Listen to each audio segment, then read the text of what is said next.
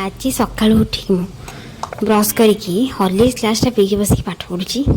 बसी थी सारे चिकेन वास्ते आसला आज कौन 11:30 सुधा मम्मी आमर माछ भजा चिकेन तरकारी अरुआ भात रेडी मु कहली हौ आग दुटा खाईदे रहीगलानी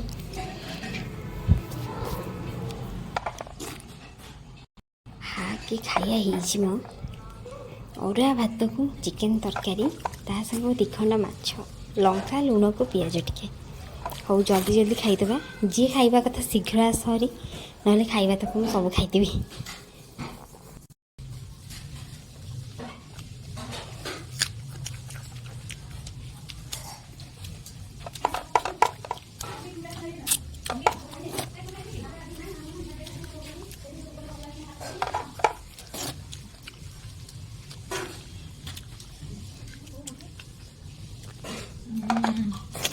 So yummy.